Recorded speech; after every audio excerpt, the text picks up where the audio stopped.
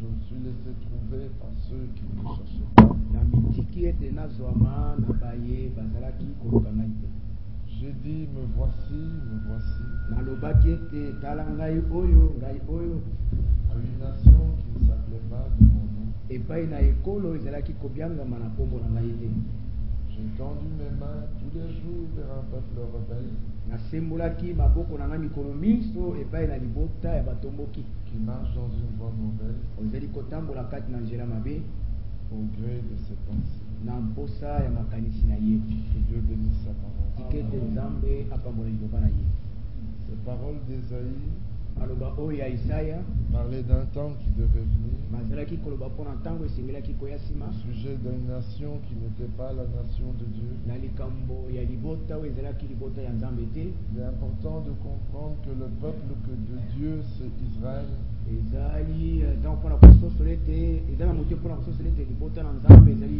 Dans les livres de Romains, Paul prend ce passage.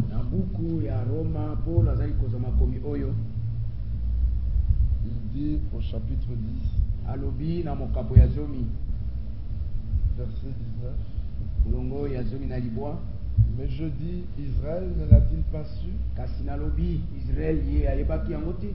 Moïse le premier dit, j'exciterai votre jalousie par ce qui n'est point une nation.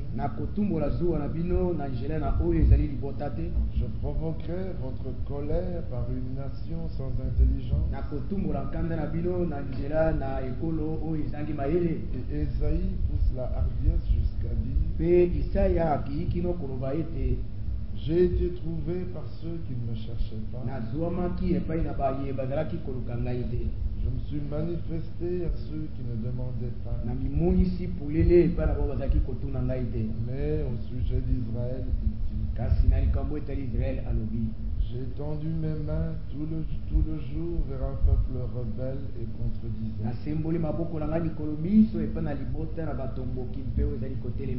Dieu est un Dieu qui n'agit pas au hasard, mais il agit selon son plan. Et nous ne cesserons pas de revenir là-dessus. Il s'agit de connaître le plan de Dieu.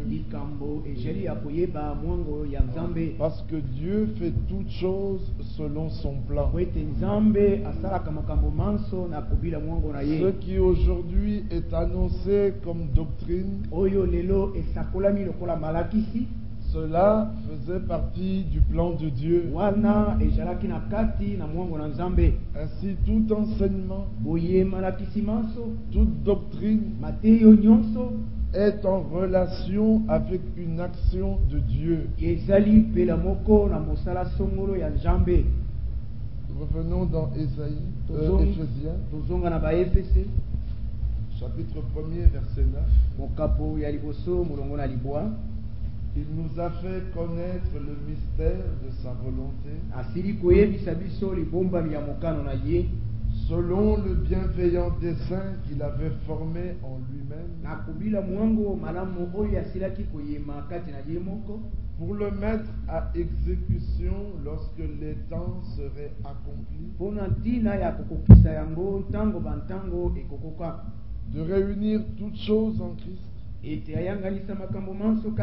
celles qui sont dans les cieux et celles qui sont sur la terre. En lui, nous sommes aussi devenus héritiers, ayant été prédestinés suivant le plan de celui qui opère toutes choses d'après le conseil de sa volonté,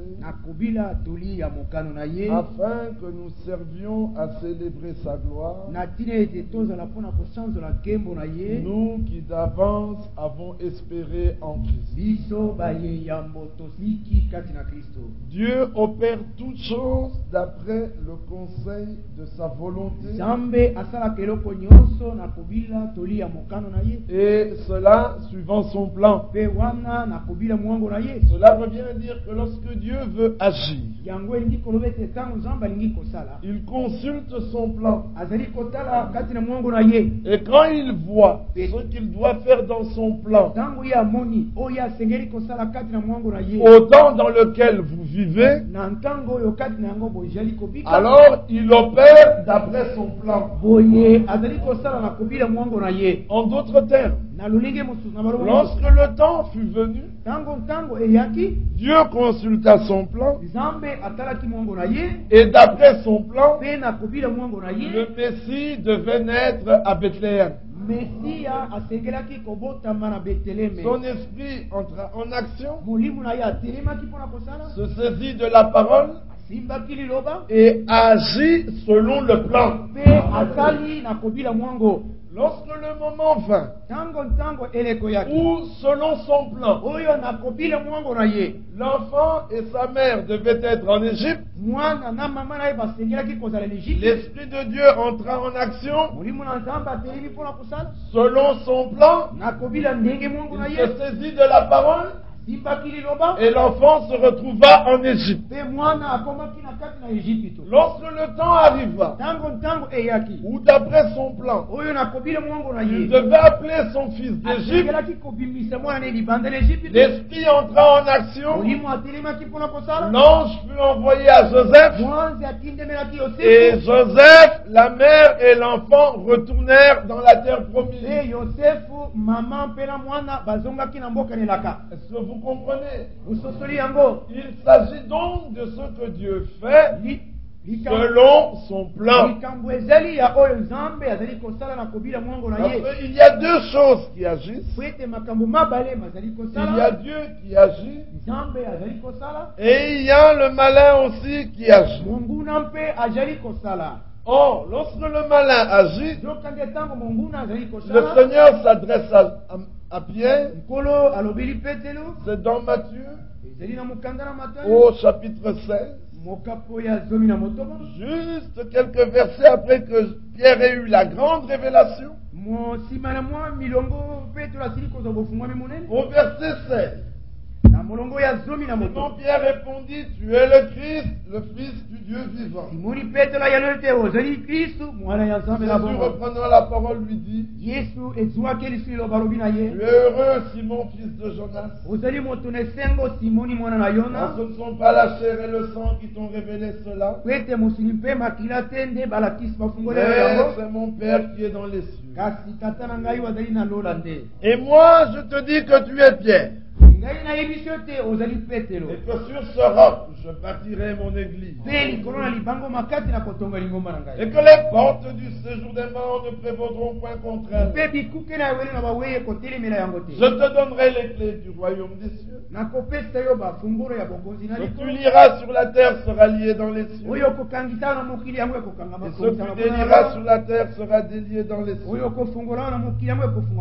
Alors il recommanda aux disciples de ne dire à personne qu'il était le Christ.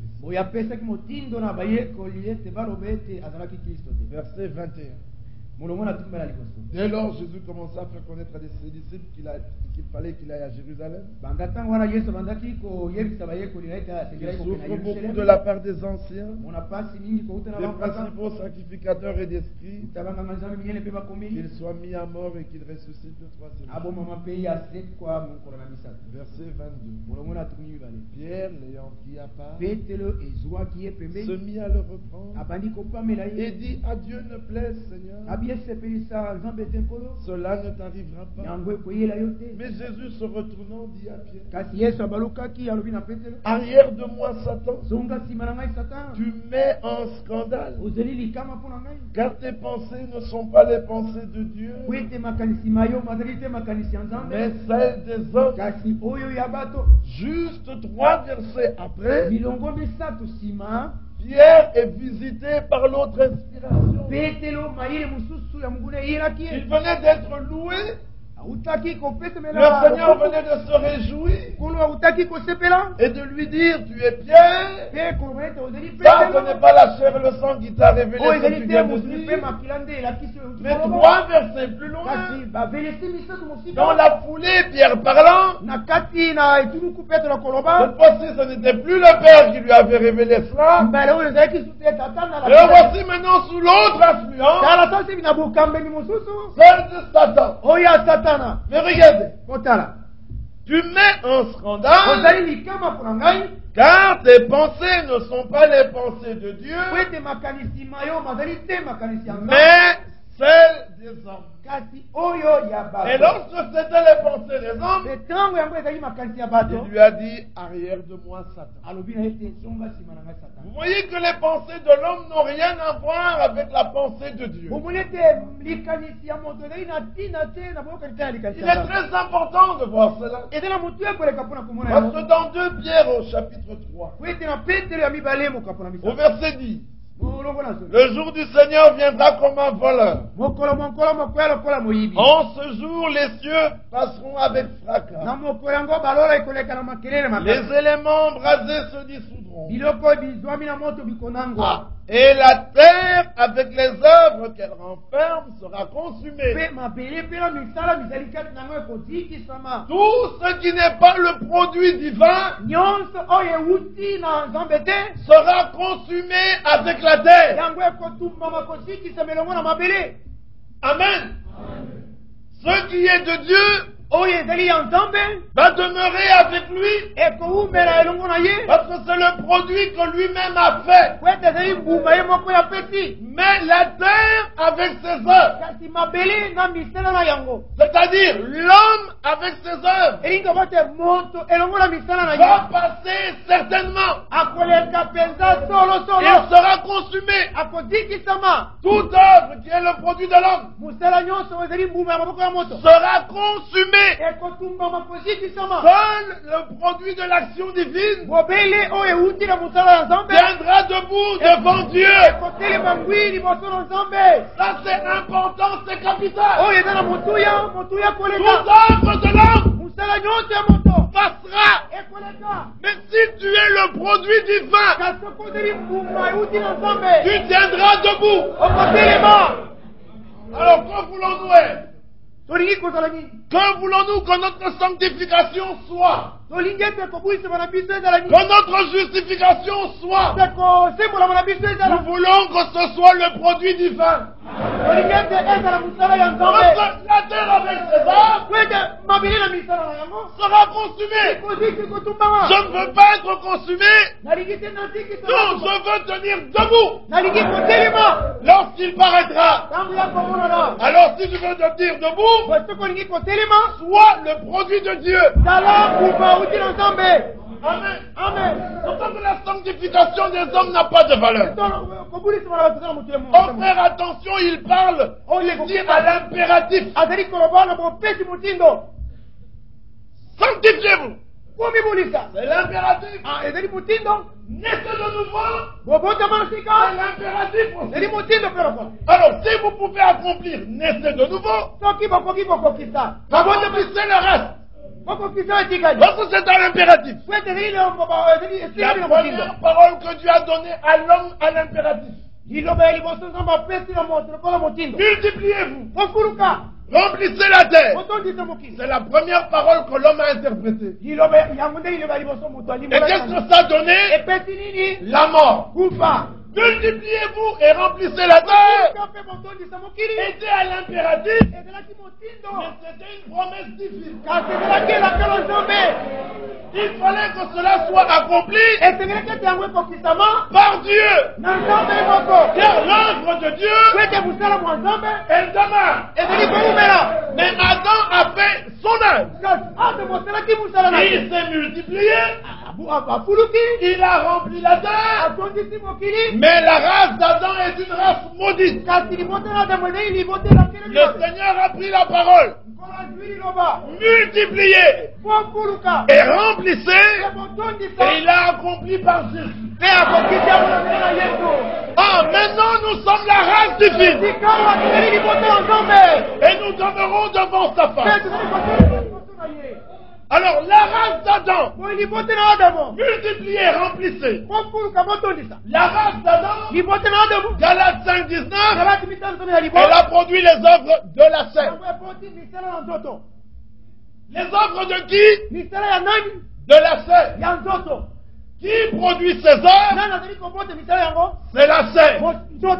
Mais la race divine, multipliez, remplissez-vous. Par Jésus-Christ, a produit quoi? Les œuvres de l'esprit. Vous lisez bien que ce sont les fruits de l'esprit. Et des soi-disant docteurs vous disent, produisez. Que fais-je produire? Ce sont les fruits de que l'esprit produit. Ces fruits, les fruits du manguier sont des... Et les fruits de l'avocatier sont des... Ah, les fruits de l'esprit sont... Mais les œuvres de la chair, elles sont manifestes. Ce que nous avions produit, alors nous sommes morts à cette vie. Mais à l'impératif aussi, nous naissons de nouveau.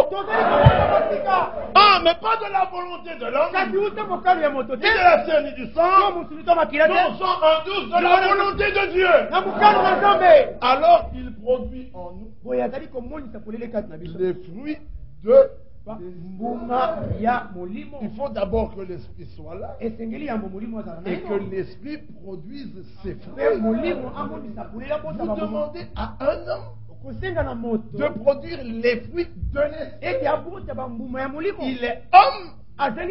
Il ne produira que les fruits de l'homme. Mais l'esprit produira les fruits de l'esprit. Ça, c'est très facile.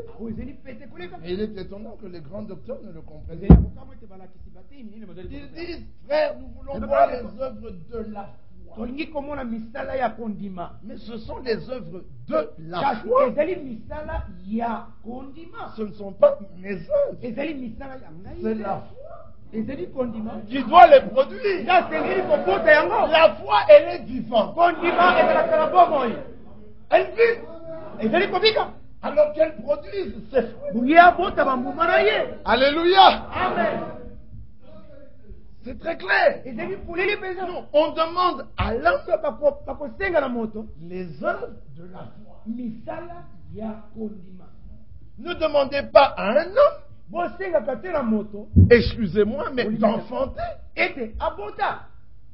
L'homme ne peut pas enfanter. Demandez à la femme d'enfanter. Ne demandez pas à la femme d'engendrer. La femme ne peut pas engendrer. Elle a été créée pour enfanter. L'homme a été créé pour engendrer. L'esprit a ses fruits. Les œuvres ont leur sel. La foi aussi a ses œuvres. Alors, que ta foi produise ses œuvres. Je veux dire oui. Je vais lui demander de les produire. Oh ma foi, toi tu es vivant. Amen. Les œuvres de la foi, ce ne sont pas les œuvres de l'homme. Galates 5:6. Ce n'est point la circoncision ni la circoncision qui a de la valeur devant Dieu, mais la foi qui est agissante par l'amour. Donc même la foi qui est vivante, pour qu'elle agisse, il faut qu'il y ait de l'amour. Et c'est l'amour qui rend la foi agissante. Mais Romains 5. Or, l'amour a été déversé dans nos cœurs par le Saint-Esprit qui nous a été donné. Donc, avant l'amour, il y a le Saint-Esprit. Donc, quand le Saint-Esprit est là, l'amour vient. Et quand l'amour vient, elle fait agir la foi. Et quand la foi agit, nous voyons les œuvres. Ne me demandez pas ça. Demandez ça à la foi. Et la foi dira, moi j'attends. Et l'amour dira, moi je ne peux venir que si l'Esprit est là. Est-ce que vous voyez comment les choses sont très simples? C'est pour ça que dans le livre de Jacques, parlant des œuvres de la foi, or les œuvres de la foi, c'est ce que l'homme voit. Jacques 2, il est dit là, verset 20, veux-tu savoir, ô homme vain, que la foi sans les œuvres est inutile? Abraham, notre père, ne fut-il pas justifié par les œuvres? Quand? Lorsqu'il offrit son fils Isaac sur l'autel. Tu vois que la foi agissait avec ses œuvres. Dites Amen. Amen. Et que par les œuvres, la foi fut rendue parfaite. Dites Amen. Amen. Ainsi s'accomplit ce que dit l'Écriture. Abraham crut à Dieu. Et cela lui fut imputé à justice. Et il fut appelé l'ami de Dieu. Genèse chapitre 15. Dieu l'Éternel dit à Abraham, tu auras un fils. Abraham lui dit, oh, mais c'est Eliezer de Damas. Et le Seigneur lui dit, verset 14, verset 4, alors la parole de Yahvé fut adressée ainsi. Ce n'est pas Eliezer qui sera ton héritier, mais celui qui sortira de tes entrailles qui sera ton héritier. Après l'avoir conduit dehors, il dit, regarde vers le ciel et compte les étoiles, si tu peux les compter. Il lui dit, telle sera ta postérité. Abraham eut confiance en l'Éternel, qui le lui imputa à justice. Il avait 75 ans. 25 ans plus tard,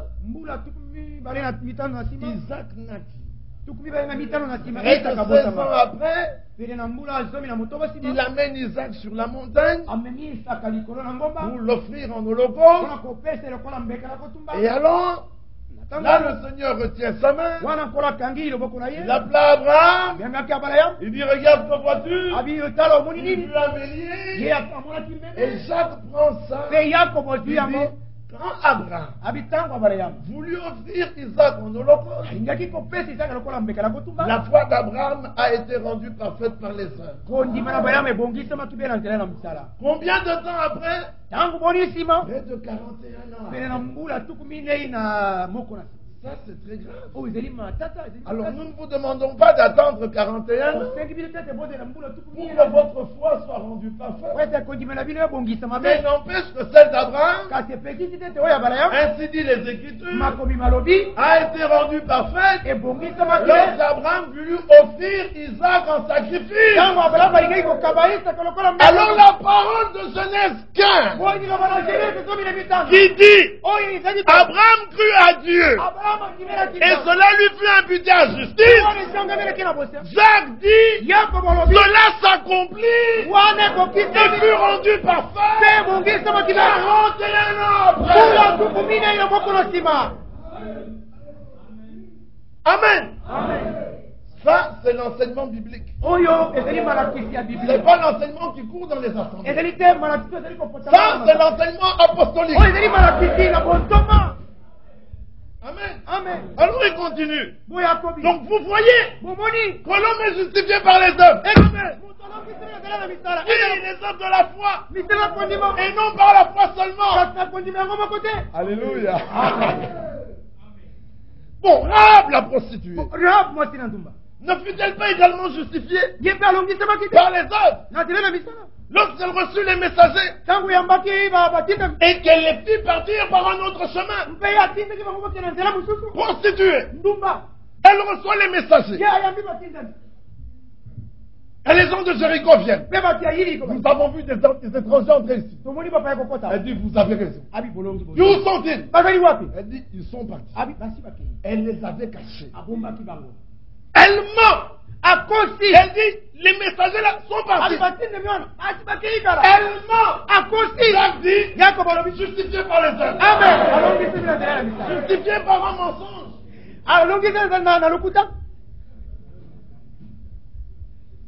Non, nous voulons aller voir les œuvres de la foi.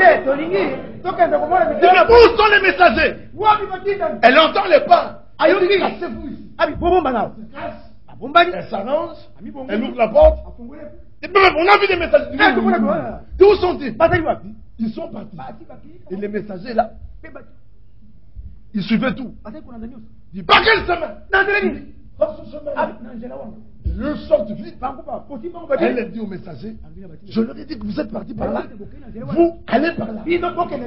Jacques dit, justifié.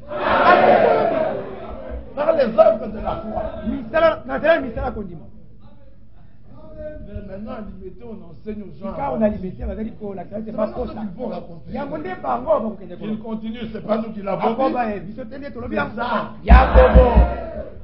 Si tu traites Jacques de menteur, nous nous prenons 1 Jean 4,6. Les apôtres sont de Dieu. Ceux qui les écoutent sont de Dieu. Nous les écoutons et nous croyons. Amen. N'allez pas commencer à mentir. Dire les œuvres de la foi. Nous espérons que nous ne parlons pas à des Romains. Vous n'allez pas ça et là commencer à mentir et dire que ce sont les œuvres de la foi. Vous n'avez pas vu Rahab? Non. Nous ne parlons pas de cela. Verset 26. Ainsi comme le corps sans esprit est mort. Ainsi comme le corps sans esprit est mort. De même, la foi sans les œuvres est morte. Est-ce que vous comprenez la chose? Nous croyons aux œuvres de la foi. Mais les œuvres de la foi, ce n'est pas ce que beaucoup de personnes expliquent. Selon la loi, Rahab a menti. Pas une fois, 2 fois, et plus encore.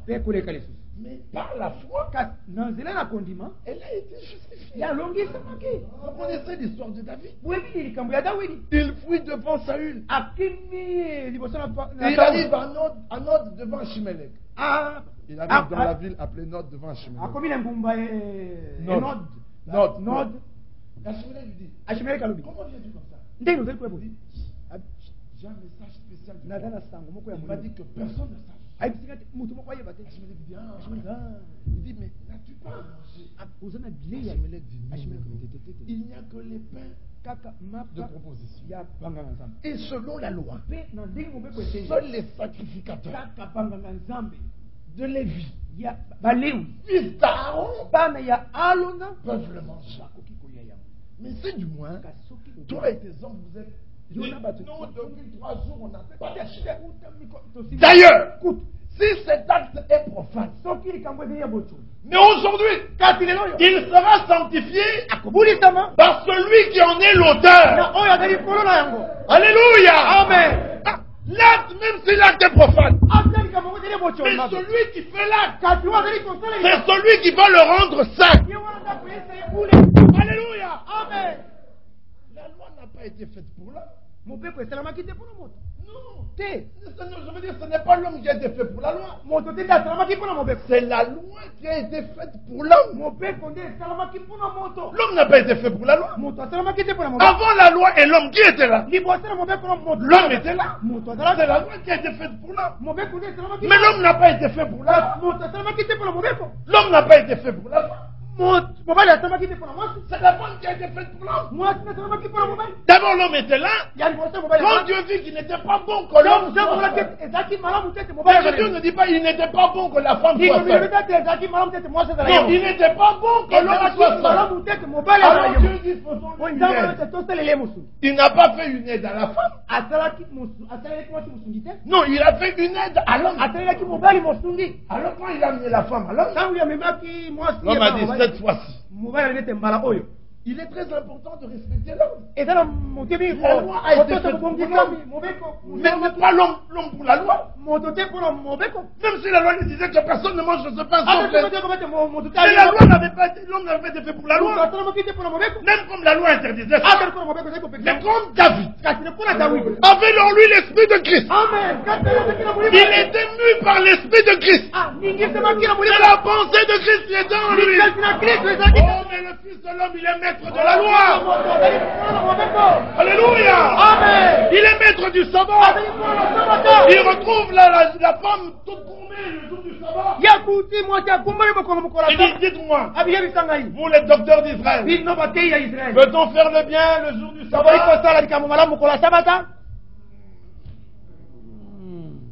Il regarde, il dit, mais il est interdit de travailler le jour du sabbat. N'avez-vous pas lu?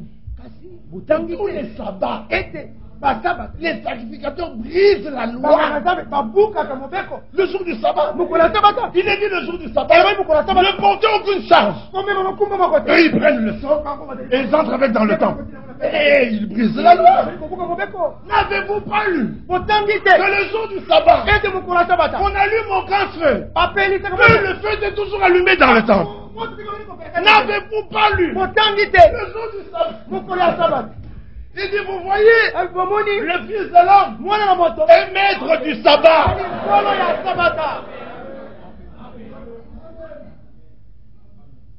La parole est pour nous. Nous sommes pour la parole. Jésus avait le droit de prendre l'écriture et dire, l'Esprit du Seigneur est sur moi. Ça parlait de lui. Les scribes n'avaient pas le droit. Ça ne parlait pas d'eux. Cette Bible parle de nous. Vous comprenez la chose? Ici, dans ce livre, il est question de nous. Alors nous avons le droit de prendre ce passage et de le lire. Si eux aussi prennent, nous disons non, tu n'as pas le droit. Ça ne le concerne pas. Ça, c'est le livre de l'époux et de l'épouse. Mes frères, vous êtes orgueilleux. Nous connaissons notre position. Nous sommes de Dieu. Celui qui connaît Dieu, il nous écoute. Mais celui qui ne connaît pas Dieu, il ne nous écoute pas. C'est là que nous connaissons l'esprit de l'erreur et l'esprit de la vérité. Aujourd'hui encore, ceux qui sont de Dieu, ils écoutent les envoyés de Dieu. Amen. Amen. Ceux qui ne sont pas de Dieu, ne les écoutent pas. Là encore, nous voyons l'esprit de l'erreur et l'esprit de vérité. Tu peux beaucoup parler. Tu peux nous montrer tout ce que tu veux. Moi, je reconnais l'esprit de l'erreur et l'esprit de vérité. Là, je vois si tu écoutes. Si tu écoutes qui? Les hommes appelés et envoyés par Dieu. Amen. Frère, vous commencez à aller loin. Non, nous vivons des temps apostoliques. Amen. La Bible n'est pas encore fermée. Elle sera fermée quand nous partirons.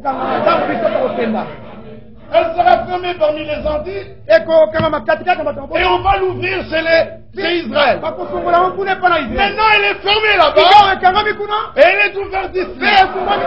Mais quand nous allons partir, ils vont rester là. Et ils vont ouvrir les leurs. Alléluia.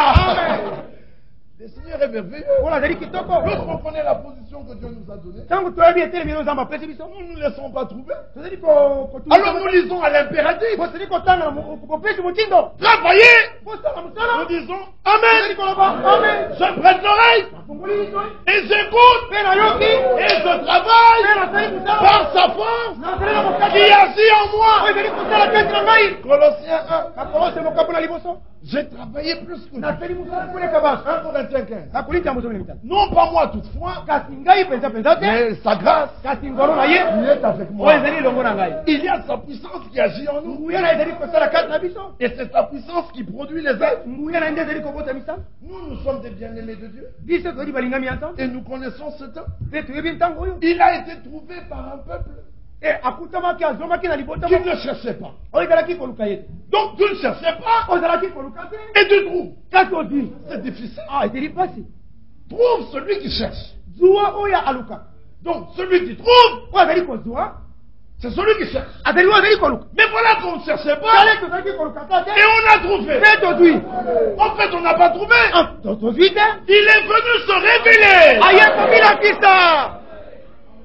Mais celui qui a cherché, il n'a pas trouvé. Pourquoi? Il était rebelle et contredisant. Moi, je ne cherchais pas. Moi, je ne cherchais pas. En fait, c'est lui qui m'a cherché. C'est incroyable. Moi, je ne cherchais pas. Lui, il me cherche. Puis, quand je le vois, il me dit ta récompense, la voici. Parce que tu m'as trouvé. Il dit, mais je ne t'ai pas trouvé. Il dit, si tu m'as trouvé. Ça me rappelle l'histoire d'un frère. Un jour, je le vois. Et je lui fais un cadeau. Il dit, tiens, frère, je te donne ça. Il me dit, non, frère. Je dis, tu refuses. Il dit, non, frère. C'est moi qui devrais te donner. Toi, tu me donnes. Je dis, bon, je reprends mon don. Il dit, mais non. Faut pas être comme ça. Quand on me donne, je dis merci. Je commence d'abord par dire merci. Ensuite, je demande un peu, mais c'est pourquoi tu m'as donné ça. Mais je prends d'abord. Prenez d'abord le don gratuit de Dieu. Et ensuite, posez les questions. Tu poses d'abord les questions pour te prendre. Il a été trouvé par ceux qui ne le cherchaient pas.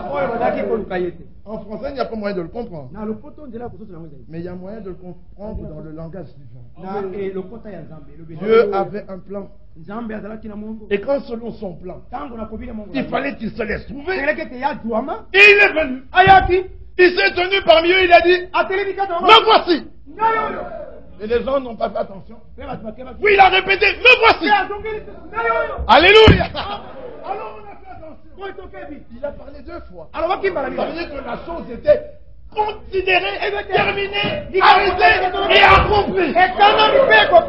Il fallait qu'on le reconnaisse. Alors la Bible dit dans Éphésiens, il nous a fait connaître le mystère de sa volonté selon le bienveillant dessein qu'il avait formé en lui-même. Il avait ce plan en lui et il nous a fait connaître cela selon ce plan. Nous ne l'avions pas cherché, mais selon son plan, il voulait se révéler à nous. Quand les temps seraient accomplis, et nous avons connu le Seigneur. Et qu'est-ce que nous avons eu? Hier, nous avions dit que nous n'avons pas eu la pensée du Seigneur. 1 Corinthiens 2, mais nous avons eu la pensée de Christ. Nous sommes dans 1 Corinthiens au chapitre 2, verset 16. Car qui a connu la pensée du Seigneur? C'est-à-dire, si tu connais la pensée du Seigneur, tu peux l'instruire. Or, personne ne peut instruire le Seigneur. C'est la question qu'il avait posée dans les Romains au chapitre 40, à partir du verset 13. Et dans Romains 11, il dit, qui a connu la pensée du Seigneur, verset 34? Ou qui a été son conseiller? Qui lui a donné le premier? Ou qui l'a recevoir en retour? Non, la pensée du du Seigneur, nous ne l'avons pas. Mais Homo le Seigneur ne fait rien sans révéler son secret. Pourquoi il veut maintenant agir? Il révèle son secret à ses serviteurs et les prophètes. Une partie de la pensée du Seigneur nous est révélée. Et bien que nous n'ayons pas la pensée du Seigneur, nous avons la pensée de Christ. Celle-là, nous l'avons. Ça, c'est important. Et hier, nous avions vu que le message a plusieurs buts. C'est vrai que le message est venu pour nous préparer à la seconde venue du Seigneur. Mais la première phase, c'est nous faire sortir de la confusion. La deuxième phase, nous faire entrer, nous placer en Christ. Ah, et la troisième phase, c'est qu'on soit le conduit dans l'enseignement. Et à cette occasion, nous avons vu, mais c'est vrai, la troisième phase, c'est qu'on soit conduit dans l'enseignement. Et l'enseignement, c'est pas un évangéliste qui le fait.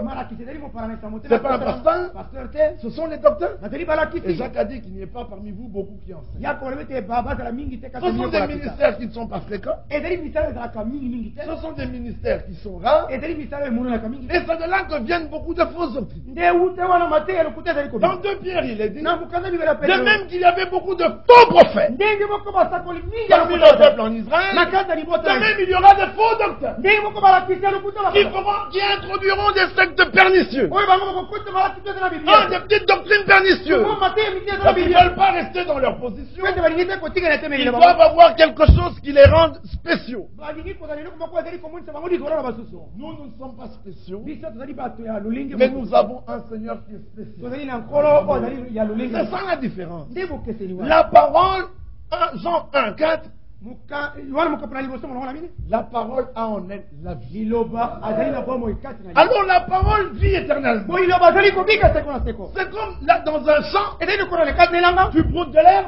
Quand tu reviens, l'herbe a repoussé. Tu broutes au même endroit. Quand tu reviens, ça a encore repoussé. Est-ce que vous vous rendez compte depuis quand on nous coupe les cheveux? Parce qu'il y a la vie là quelque part. Et la parole est comme ça, elle a en elle la vie. C'est pour ça qu'il est parlé de pâturage. Est-ce que vous avez compris? Quand on n'est pas pâturage, il y a toujours de l'herbe verte. Vous comprenez? Mais la parole interprétée, elle n'a pas de vie en elle. Ce n'est pas un pâturage. C'est quelque chose qui a été planté. Et quand on cueille ça, au bout de 6 mois, la révélation n'a plus d'intérêt. N'a plus d'intérêt. Il faut trouver une autre révélation. C'est ça que les hommes qui ont des interprétations, laissez-les tranquilles. Revenez dans 8 mois. Ils auront une nouvelle révélation. 1 an après, ils auront une nouvelle. 2 ans après, ils auront une nouvelle. 3 ans après, chaque année, ils doivent produire une nouvelle révélation. Pourquoi? Parce que la première n'avait pas de vie. C'est comme une balle que l'on roule. Tôt ou tard, elle s'arrêtera. Elle doit s'arrêter parce qu'il n'y a pas de vie en elle. Elle a été propulsée par un coup de pied ou par un revolver.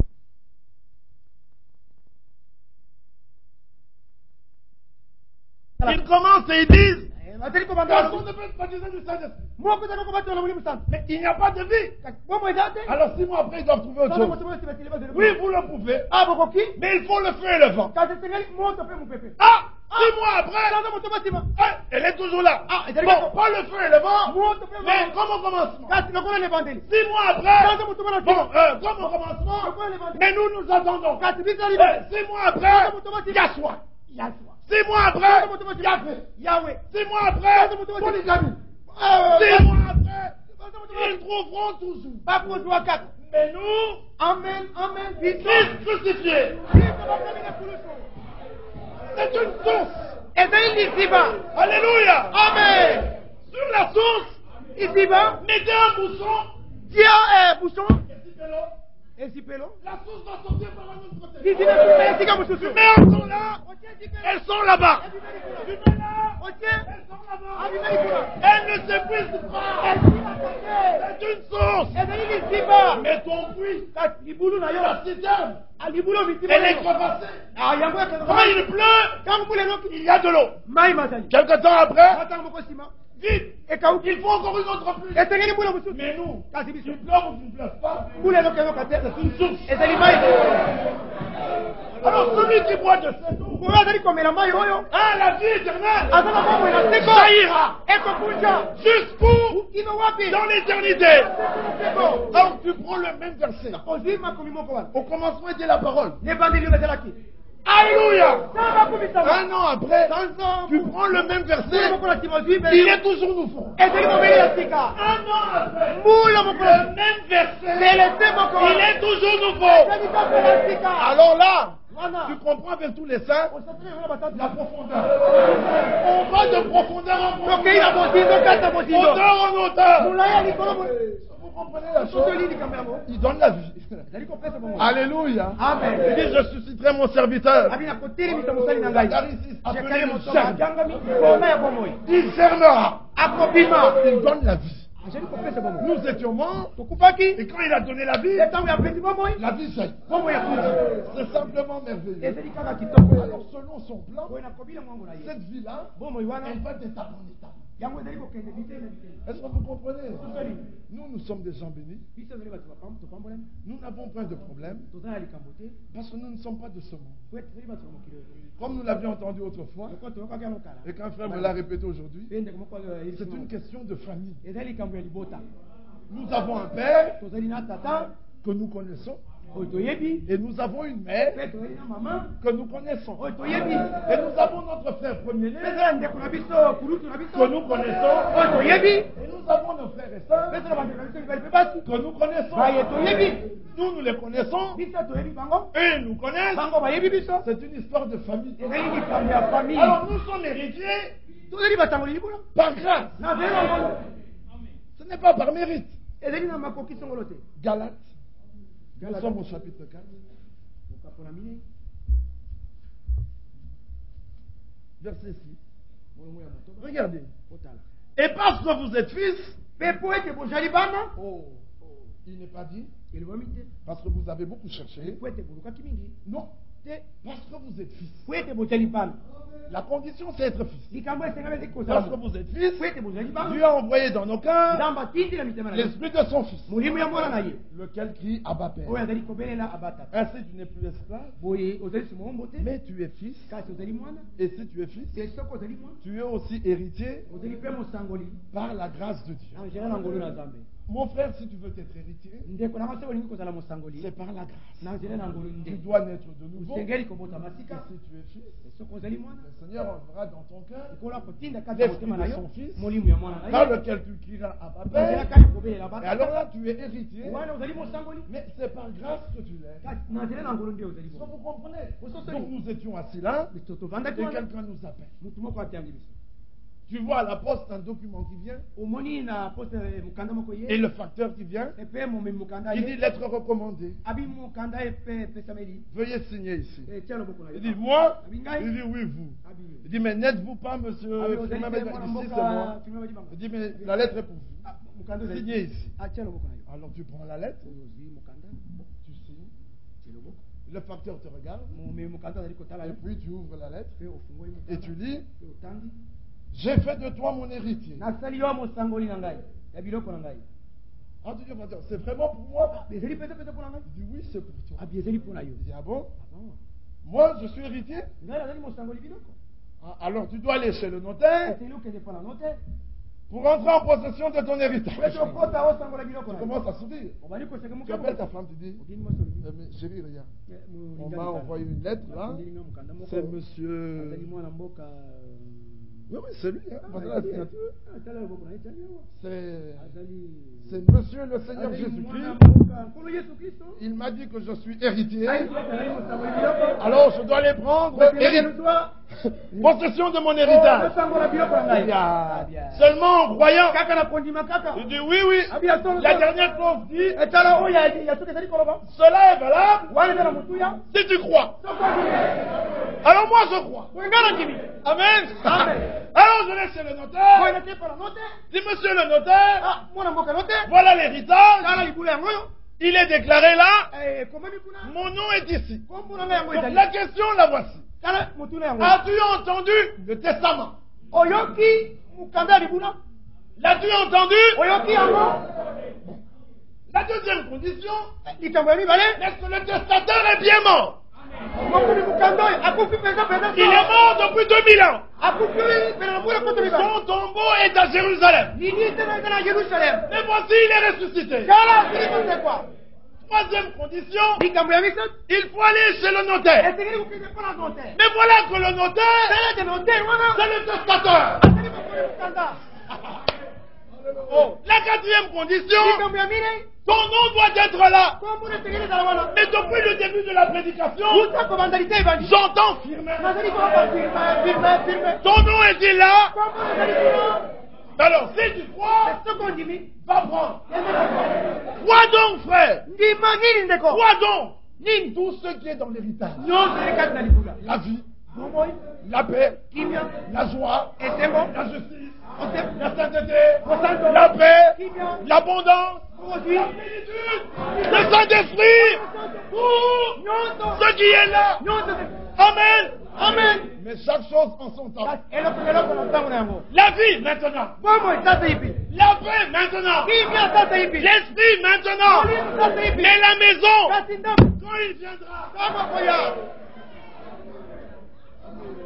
Alors, lisez bien le testament. C'est comme ça qu'une sœur, une héritière, avait demandé à un frère comment faire pour que mon amour pour Dieu augmente. Le frère lui dit, lis ta Bible tous les jours. En d'autres termes, lis le testament tous les jours. Chaque fois que tu tournes la page, le don gratuit de Dieu, c'est la vie éternelle en Jésus-Christ. Quel amour! Tu tournes la page. Il est mort pour vos péchés. Ressuscité pour votre justification. Quel amour. Tu tournes la page. Lui qui parle sur l'offrande nous amener à la sanctification. Quel amour. Tu tournes encore la page. Tu dis regardez, j'ai reçu du Père l'Esprit promis. Tu tournes la page. Je m'en vais vous préparer une place. Lorsque j'aurai terminé, je reviendrai. Tu tournes la page. Ne crains point. Petit troupeau. Tu tournes la page. Quel amour. Alors tu dis avec la Sulamite, c'est avec raison que l'on t'aime. Alléluia. Amen. Et ton amour doit être célébré. Plus que la fin. Alléluia. Amen. Alors je veux célébrer cet amour. Je suis ivre de son amour. Pourquoi m'enivrer ce vin? Je suis déjà ivre de son amour. Pourquoi m'enivrer de vin? De primus? Non, je suis déjà ivre. Son amour m'a enivré. Je ne tiens plus debout. Quand les gens me regardent, comment il est malade. Je dis oui, je suis fou de Jésus. Alors ne venez pas me dire, ne touche pas, je n'ai pas le temps. Je suis déjà ivre. Oh là là. Comment aspirer aux choses de cette terre? Comment vais aspirer aux choses de cette terre? Ma vie est cachée en vous. Devant Dieu. Alors là, moi, j'aspire aux choses qui sont en haut. Et lorsque notre vie apparaîtra, moi aussi je paraîtrai. Il s'est laissé trouver. Pour ceux qui ne cherchaient pas.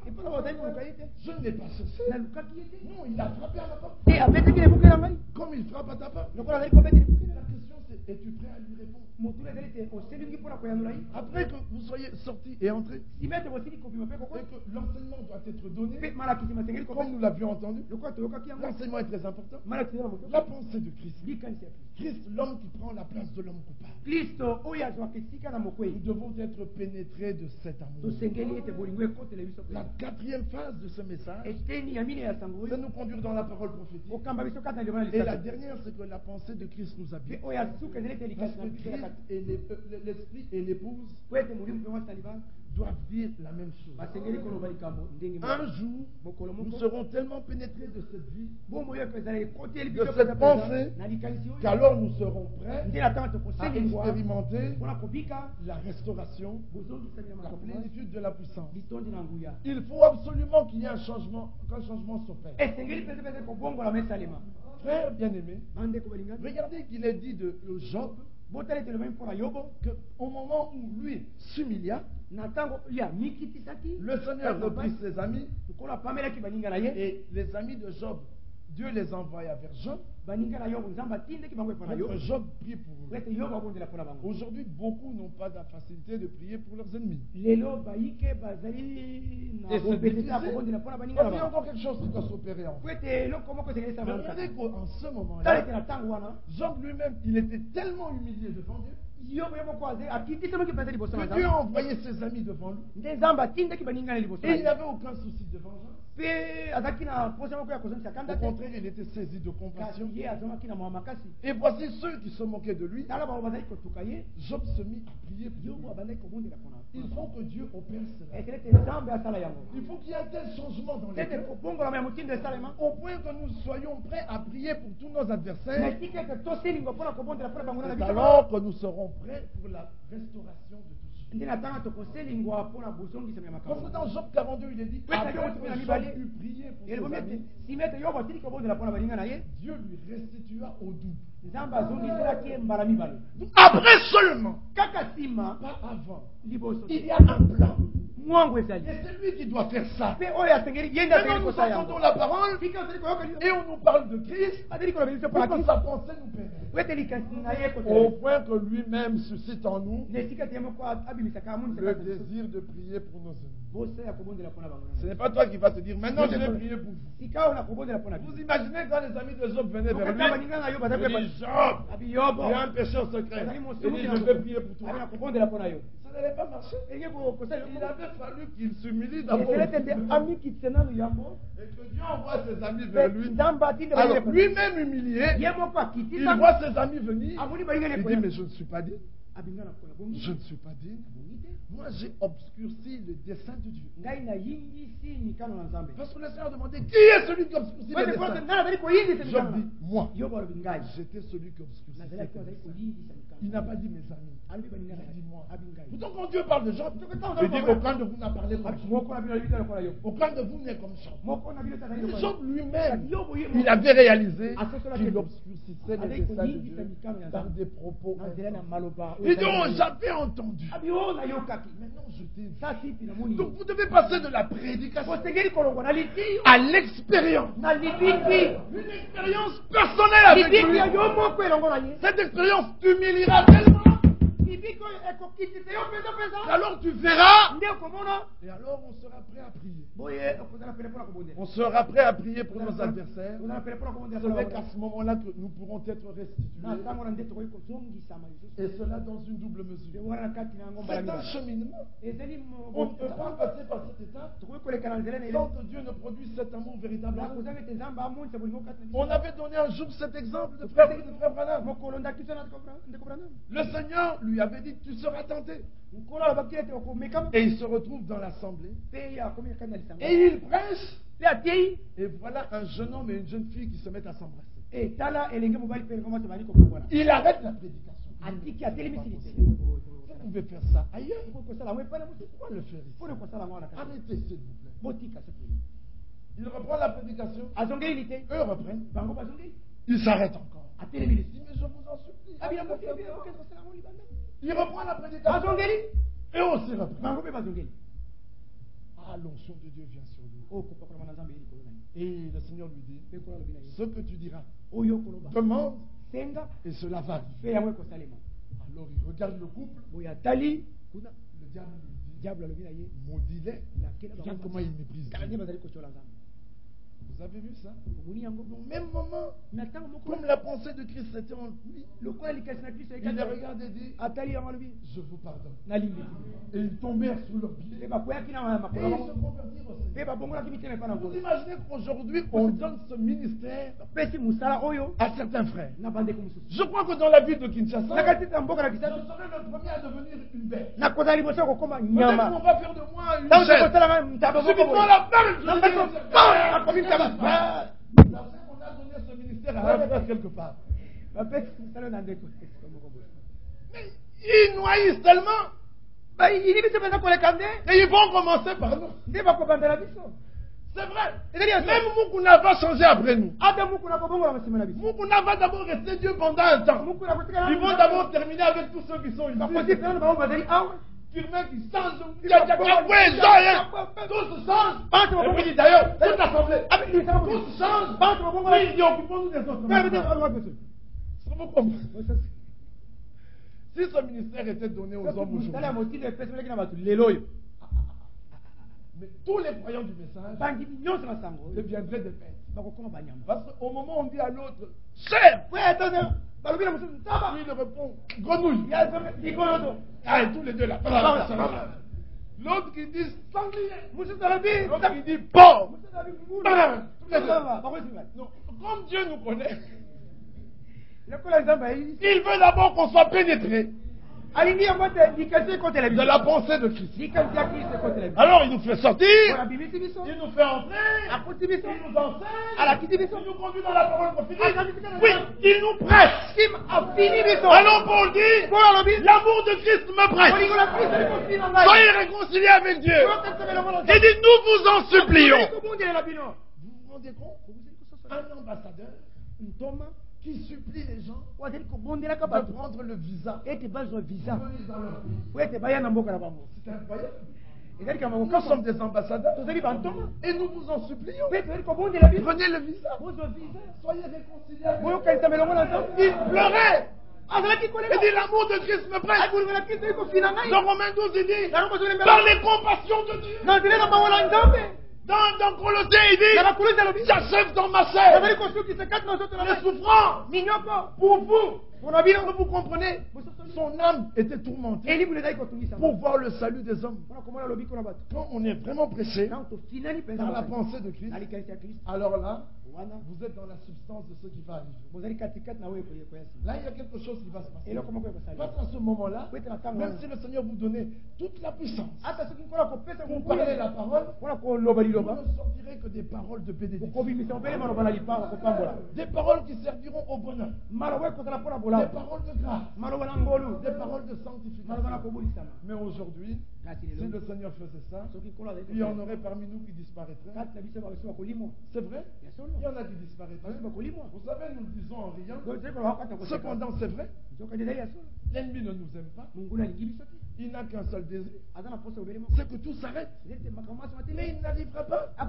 Parce que soit mort, soit vivant, c'est toujours pour Christ. Et cela contribue toujours à l'avancement du royaume. Est-ce que vous comprenez la chose?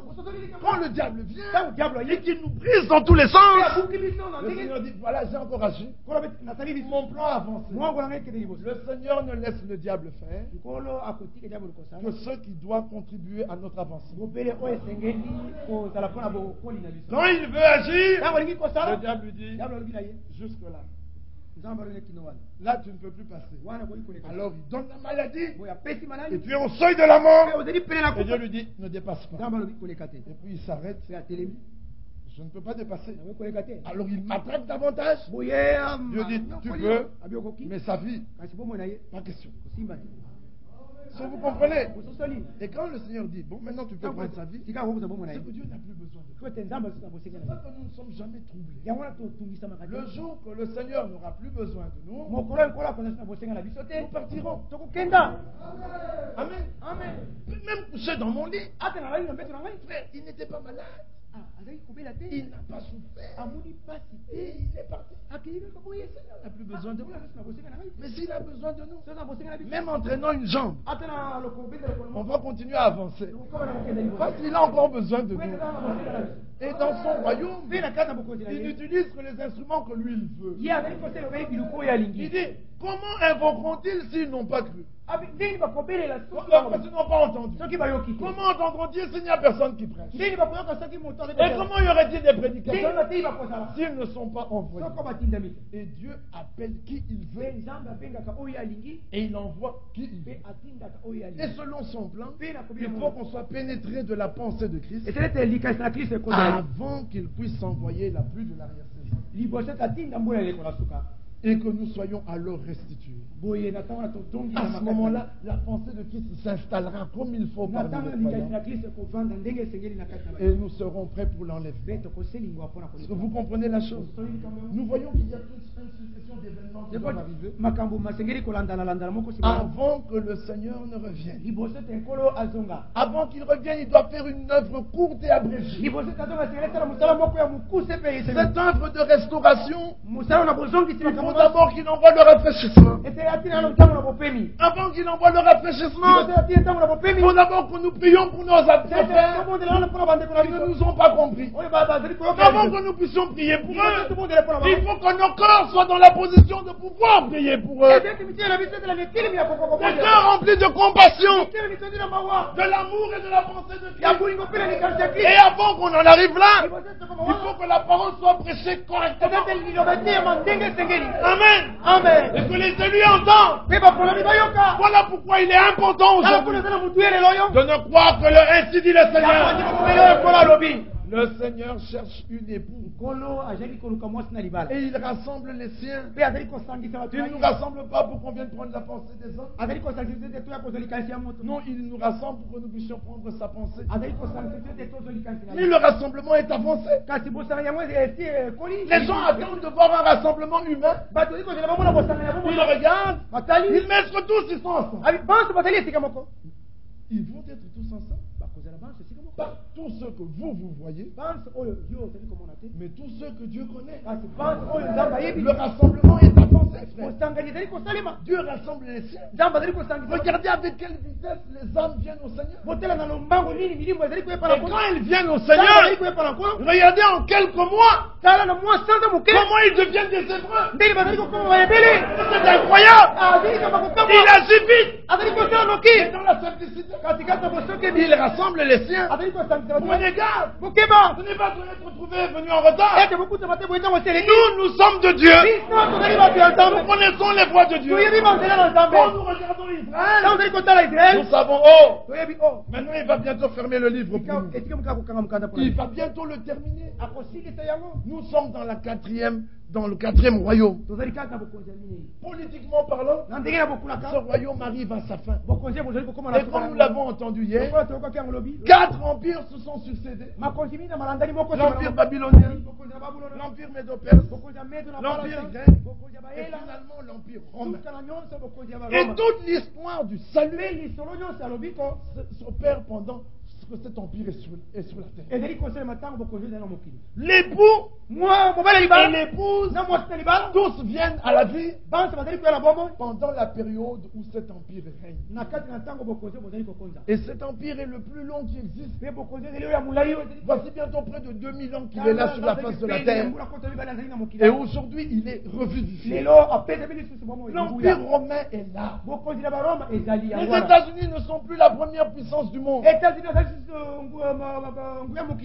Tous les jours à la télévision, quand on entend les nouvelles, on voit les Européens qui défient l'Amérique et qui imposent à l'Amérique leur volonté.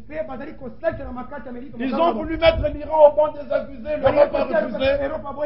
C'est terminé, rien ne s'est passé. Ils veulent régler la paix au Moyen-Orient, l'Europe s'interpose, rien ne se passe. Ils veulent juger tous les hommes qui prêtent à faire avec les Cubains, l'Europe se pose. L'Amérique n'est plus la première puissance du monde. La plus grande puissance du monde aujourd'hui, c'est l'Europe unie. C'est la bête qui monte de la mer. Il y a 7 têtes et 10 cornes. C'est l'Empire romain. Les 7 têtes représentent les 7 puissances occidentales. Et les 10 têtes les 10 têtes, regardez qu'elles n'ont pas encore reçu de royauté. Mais elles recevront. Ce sont les pays de l'Europe de l'Est qui régneront aussi ensemble avec cette bête. Cette bête qui est l'Europe unie. Apocalypse 13. Dans la deuxième partie d'Apocalypse 13, elle a devant elle une autre bête qui est les États-Unis. Cette bête qui monte de la terre, qui a 2 corps, comme un agneau, mais qui a le même langage que le dragon. Mais regardez que cette bête, celle qui est sortie de la mer, la puissance et l'autorité et le trône de Satan lui est donné. Elle tire son autorité directement de Satan. L'Europe unie est directement inspirée par le diable. Elle a au milieu d'elle une autre bête, celle d'Apocalypse 17, qui monte de l'abîme et qui va à la perdition. La Bible dit elle est au nombre des 7. Elle est elle-même un 8e. C'est le Vatican. C'est de là que Rome tire sa force. L'inflation de la lire italienne est même plus forte qu'on ne peut même pas en parler. C'est un pays qui est toujours en crise. Politique et économique. La mafia règne. Pourtant, ils sont dans le groupe des 7. Les 7 pays les plus puissants du monde. Pourquoi? Parce qu'au milieu d'eux, il y a Rome. Vous comprenez bien ces choses. C'est très important. Mais dans cette configuration du temps de la fin, sur cette bête qui est l'Empire romain, il y a une femme qui est assise. Et cette femme, c'est l'église catholique romaine. Elle est appelée Babylone la Grande, la mère des prostituées et des abominations de la terre. Elle a des filles. Donc elles sont comme elle. C'est pour ça qu'elle est la mère de toutes les églises. Toute organisation que vous voyez, elle vient de là. Sa mère les a enfantés. Ce sont des enfants de prostitution. Et comme le dit Ézéchiel, le proverbe vrai, telle mère, telle fille. C'est comme ça que est la mère. C'est comme ça que sont les filles. Et ces différents groupes sont les mêmes. Ils refusent le salut à tous ceux qui ne sont pas dans leur groupe. Est-ce que vous comprenez? Elle est là, elle règne.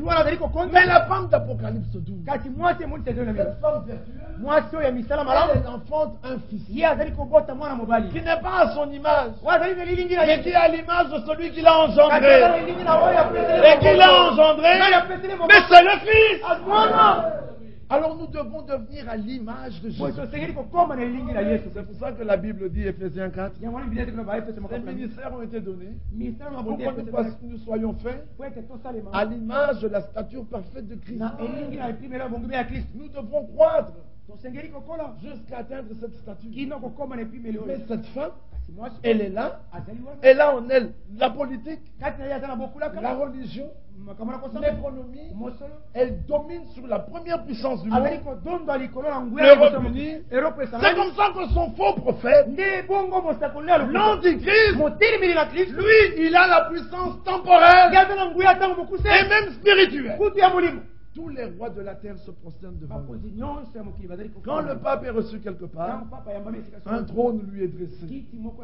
Il est reçu comme un chef d'État. Il est en même temps chef d'État. Il est en même temps chef de l'Église. Et il est reçu comme un grand chef. Et un trône lui est donné. Et quand lui il parle, personne ne résiste. C'est de lui qui est dit, qui est semblable à lui. Un pouvoir lui a été donné. Et pendant 42 mois, après l'enlèvement de l'Église. Mais maintenant nous voyons que cette bête, l'Empire romain, est là. La femme le chevauche. Et nous voyons le faux prophète qui est là et qui trône. Maintenant ils ont un but. Ils veulent à tout prix qu'Israël conclue une alliance avec lui. Lui, il va conclure une alliance avec la multitude. Écoutez comment Arafat parle. Il dit les accords d'Oslo. Ce n'est pas entre les Israéliens et les Palestiniens. Ce sont des accords internationaux qui engagent le monde entier. Regardez, il est revenu des États-Unis. Le grand pays défenseur d'Israël. La première chose qu'il a fait, il est retourné en Europe. Pour que l'Europe soit bien derrière eux. Parce que l'Europe est derrière les Arabes. Pour contraindre les Juifs à conclure des accords. Alors eux, secrètement, ils sont contents que les problèmes se passent comme ils se passent. Alors ils vont contraindre Israël à conclure l'alliance. Ce sera une alliance entre le Vatican, Israël, les Palestiniens, les Jordaniens, les Syriens, les pays environnants. Cet accord concernera Jérusalem. Et ce sera un accord de 7 ans. Et il est déjà dit dans les accords d'Oslo qu'ils doivent arriver au terme des accords sur Jérusalem avant 98. Donc en 98, ils sont censés terminer et signer les accords sur Jérusalem. Quand l'accord sur Jérusalem sera signé, ça c'est l'alliance dont il est question dans Daniel 9, 27. L'alliance de 7 ans que l'Antichrist doit conclure avec plusieurs. Et il y a quelques jours, Chirac a dit il faut que la France et Rome se mêlent dans les discussions sur l'autonomie des Palestiniens. Est-ce que vous comprenez où nous en sommes? Donc, il va conclure cette alliance. Et si l'alliance est conclue, le Seigneur tourne le dos aux nations. La 70e semaine de Daniel commence. Il n'est plus question des gentils. En ce temps-là s'accomplit l'écriture qui dit que celui qui est souillé, qui se souille encore, que celui qui est saint, qui continue à se sanctifier. Parmi les nations, plus personne ne pourra être sauvé, plus personne ne pourra donner sa vie au Seigneur, parce qu'aux nations il a été donné deux jours, qui a appelé le temps de grâce. C'est pendant ces 2 jours que selon Romains 11, 24, la plénitude, 25, la plénitude des païens doit entrer, alors il tournera son regard vers Israël. Ceci est capital. Si cette alliance est conclue, la 70e semaine de Daniel commence. Ils veulent conclure cet accord avant 98. Nous ne savons pas combien de temps cela va prendre. Mais la conclusion de cet accord, c'est pratiquement le même moment où l'Église épouse part dans l'enlèvement. Et quand l'Église épouse part dans l'enlèvement, Satan est précipité sur la terre, il s'incarne dans l'Antichrist, et un cœur de bête lui est donné. Alors ceux d'entre nous qui n'auront pas pris part à l'enlèvement, mais qui bien que sauvés, resteront sur la terre, ils vont sceller leur témoignage par la mort. Pour certains. Regardez comment les choses se sont avancées. Mais l'Écriture dit aussi, dans Ézéchiel 39, qu'il y a une bataille pour Jérusalem. La bataille de Jérusalem qui est dans Zacharie 12. Qui est dans Ézéchiel 39. Ce n'est pas la bataille d'Armageddon. La bataille d'Armageddon, là on voit Gog et Magog, on voit la Libye, on voit l'Éthiopie, on voit les Perses, qui est l'Iran. Nous les voyons là, qui tous viennent contre Israël. Gog et Magog, le prince de Roche. Meshech et Tubal, c'est la Turquie. Et le prince de Roche qui est à l'extrémité du septentrion, c'est la Russie. Ça, c'est la bataille d'Armageddon. Et Armageddon est le lieu où la bataille va se dérouler. C'est dans la vallée. C'est pour ça que dans Ézéchiel 37, il est parlé des morts dans la vallée et des ossements qui doivent reprendre la vie. Là, c'est Armageddon. Mais la bataille contre Jérusalem, c'est seulement les peuples alentours. La Syrie, le Liban avec son Hezbollah là, la Jordanie alentour. Ils vont venir pour Jérusalem. Et je ferai de Jérusalem une pierre pesante. Quiconque voudra la soulever. Mais Chirac veut la soulever. Il va se briser les reins. Le pape veut la soulever. Ils vont se briser les reins. Alléluia.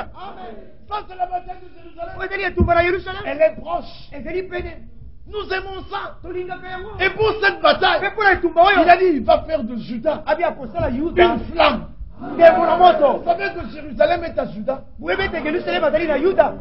Amen. Il a dit je choisirai encore Juda. Dans ma cédère sainte. Je posséderai Juda. Et je choisirai encore Jérusalem. Et eux, ils veulent aller à Jérusalem. C'est incroyable. Mais ils n'y arriveront pas. Parce qu'ils vont essayer. Et ils ne pourront pas. Isaac Shamir leur a dit. Non, je conseille aux Palestiniens et à tous les Arabes de trouver les arrangements dans le dialogue. Parce que nous sommes trop forts pour eux. Alléluia. Amen. Quand il parlait comme ça, il dit mais ça c'est le ainsi dit le Seigneur. Il dit, je leur conseille. Parce que les Palestiniens ne pourront pas nous donner leur point de vue. Non, nous leur conseillons de dialoguer. Nous sommes trop forts. Moi je dis, mais voilà. Les Européens regardent Benjamin. Il cet homme est dangereux. Non. Il n'est pas illuminé. Il n'est pas illuminé. Ils disent, ils nous ramènent 2000 ans en arrière. Non, ils vous ramènent dans la 70e semaine. Amen. Entre la 69e et la 70e, 2000 ans ont été donnés aux nations. Il fallait un Netanyahou là pour faire le pont. L'islam est dangereux. Non, il est revenu aux Écritures. On lui dit de libérer Hébron. Il dit non, si vous voulez connaître l'âme des Juifs, allez à Hébron. C'est là que David avait été proclamé roi. Cet homme est biblique. Amen. L'homme juste. À la place qu'il faut. Il doit être là pour que les accords de paix s'arrêtent. Et que la guerre éclate. Et quand elle va éclater, nous en connaissons la fin. Israël va gagner. Et toutes les armes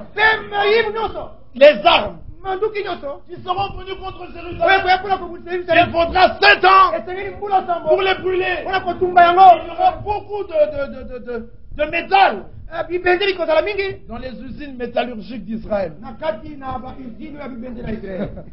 Ils vont prendre toutes ces armes. Ils vont faire du feu pendant 7 ans. Nous connaissons la fin de ce conflit. Quelle est la fin de ce conflit? Israël sera vainqueur. Mais au bout du compte, ils vont quand même signer les accords.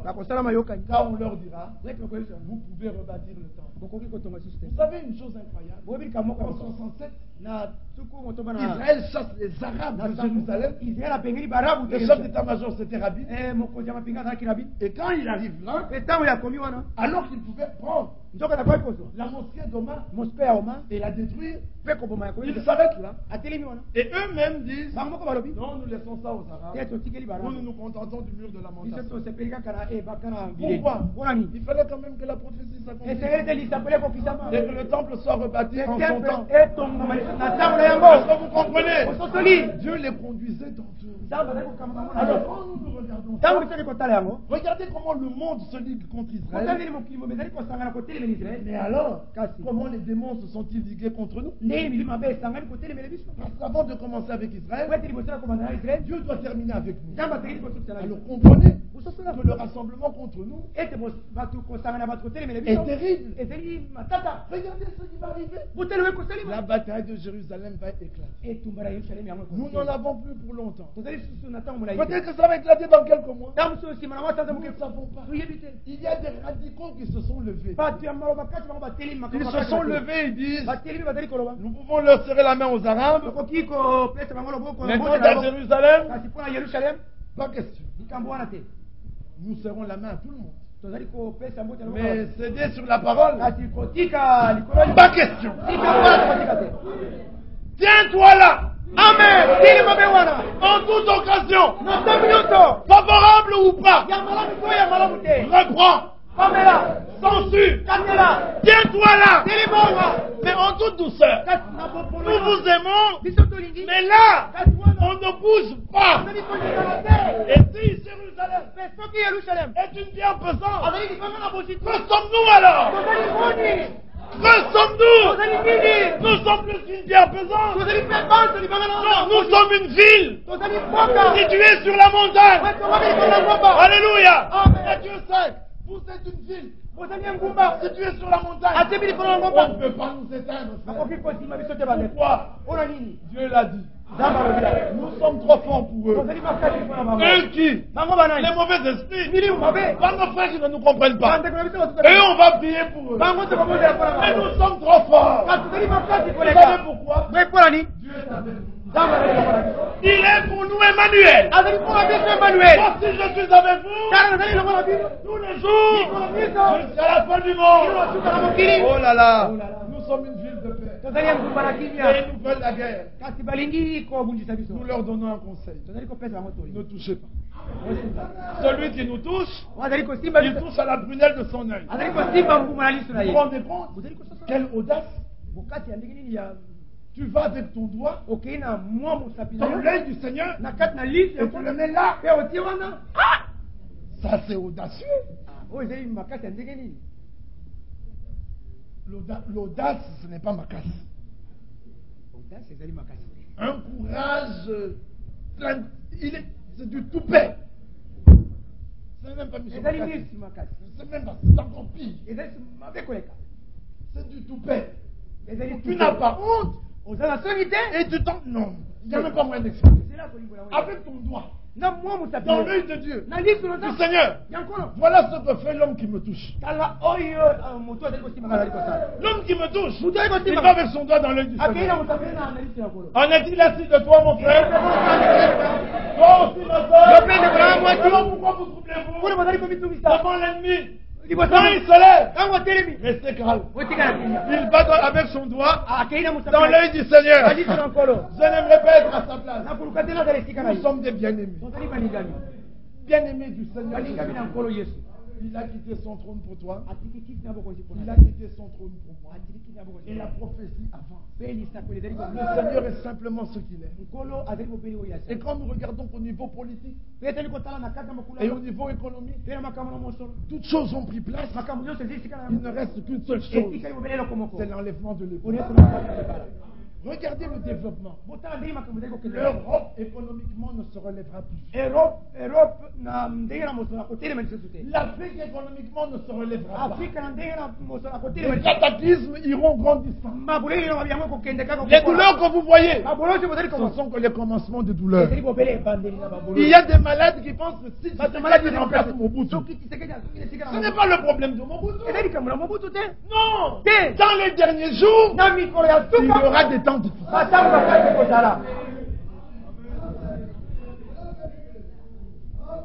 Vous ne pouvez rien changer. Priez simplement que dans ces temps difficiles, il veille sur votre foi. Parce que le pain, il a dit, je n'ai jamais vu mon juste abandonné.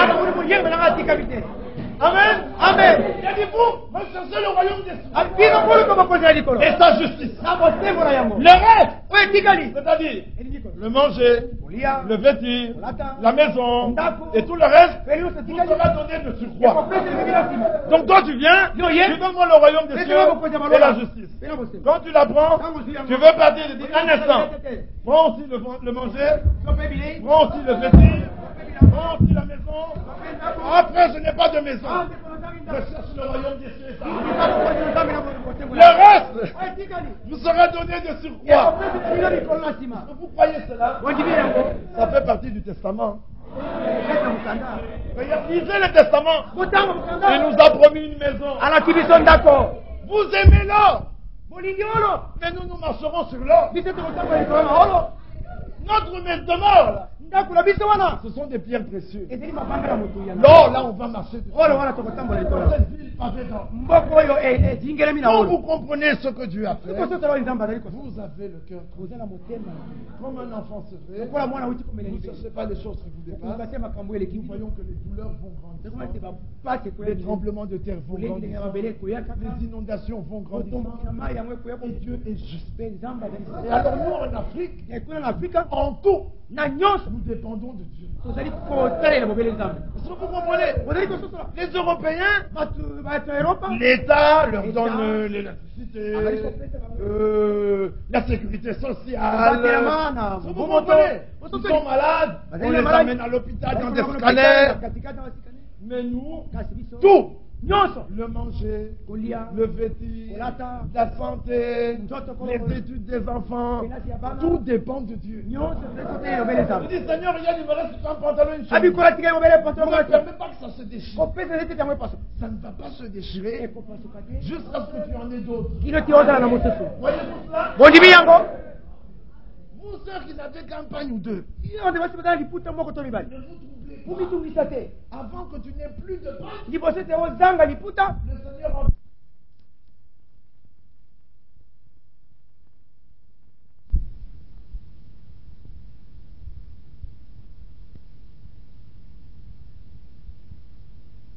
détruire le corps. Mais bien, j'ai des dettes jusque-là. Mais cette veuve aussi avait des dettes jusque-là. Elle n'est pas allée à la banque. Elle n'est pas allée chez, comme vous dites ici, Banque Lambert. Des usuriers. Pour emprunter l'argent avec intérêt. N'achetez que ce que vous pouvez acheter. Ce que vous ne pouvez pas acheter, vous n'êtes pas encore décidé. N'allez pas emprunter pour acheter, ensuite vous retrouver dans le... Ne devez rien à personne, si ce n'est de vous aimer les uns les autres. Voilà la dette que vous devez avoir. Frère, tu me dois quelque chose. Quoi? De m'aimer. Merci, frère. Tu me dois quoi? De l'argent. Ne devez rien à personne, si ce n'est de vous aimer les uns les autres. Quand cette veuve avait des dettes, elle a compris. Elle n'a pas été chez le capitaine, c'est le général, c'est le banquier, c'est le roi. Elle était voir le prophète. Elle dit, ta servante, son mari est mort.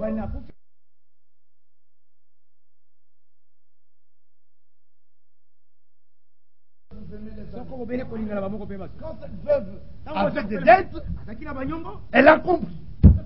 Elle n'a pas été chez le capitaine, c'est le général, c'est le banquier, c'est le roi. Elle était voir le prophète. Elle dit, ta servante, son mari est mort, maintenant elle a des dettes, elle ne sait plus que faire. Le prophète lui a dit, va chez tes voisines et prends tous les vases que tu peux trouver. Elle est allée, elle a trouvé des vases. Et le prophète lui a dit, c'est tout ce que je lui ai amené. Elle dit, c'est tout ce que j'ai trouvé. Elle a dit, bon, ça va. Il y avait une couche avec de l'huile. Et il a dit, amenez-la. Et remplissez ces vases. Quelle géométrie? Un vin en remplit 7 de la même dimension. Mais quelle géométrie? Elle prend un vase. Elle renverse. Le vase est plein. Quand elle regarde celui-ci, il est toujours plein. Elle avance, elle renverse, il se remplit, et celui-ci est toujours plein. Quand il arrive au 7e, elle remplit, il se remplit, et celui-ci reste vide. Et il lui dit, bon, maintenant va, vends toute cette huile, paye toutes tes dettes. Vous devez quelque chose à quelqu'un? Allez demander au prophète. Vous connaissez notre prophète? C'est pas Branham. Non, c'est Jésus-Christ. Je vous susciterai notre prophète, un prophète comme moi. Allez là-bas. Dites-lui, je dois. Qu'est-ce que tu dois? Dis-le lui. J'ai fait ça. Il te dira, on va prendre un vin. Et avec un vin, tu vas en remplir ça. Et avec les tu paieras toutes tes dettes. Alors parmi nous, il n'y aura pas d'indigents. Il n'y aura personne qui doit rien à personne. Des hommes de paix, des hommes de joie, des fils de la paix, ayant la vie éternelle. Croyez-vous cela? Amen. Je vais vous raconter une histoire. Un jour, j'étais au Malawi. J'étais à l'aéroport. J'étais assis.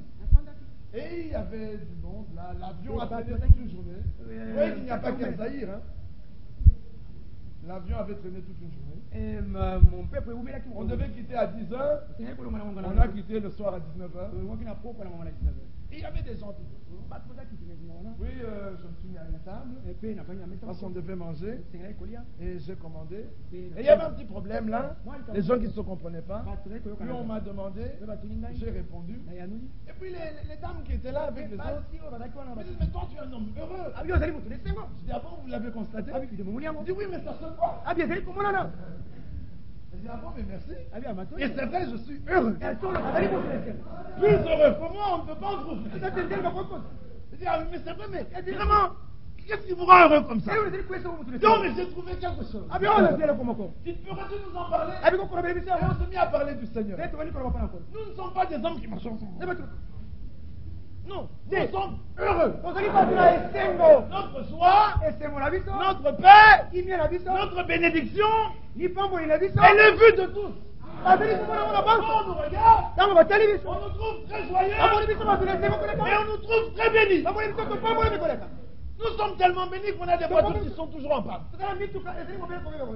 Mais ils ont l'impression que nous sommes les plus riches de la terre. Non, Dieu nous bénit. Alléluia.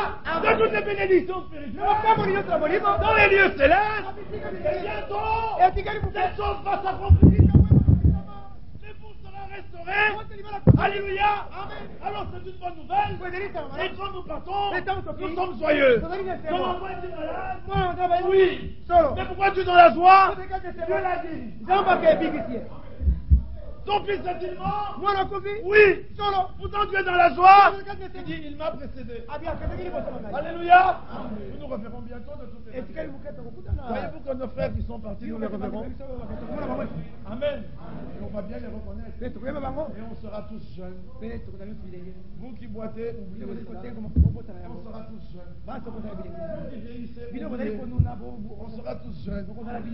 Vous qui avez pris du ventre, oubliez. On sera tous. Vous comprenez cette promesse? Une bénédiction éternelle. Regardez que Dieu n'est pas seulement occupé de l'âme. Il est occupé de l'âme. Mais du corps aussi. Pas besoin de faire de la rester jeune.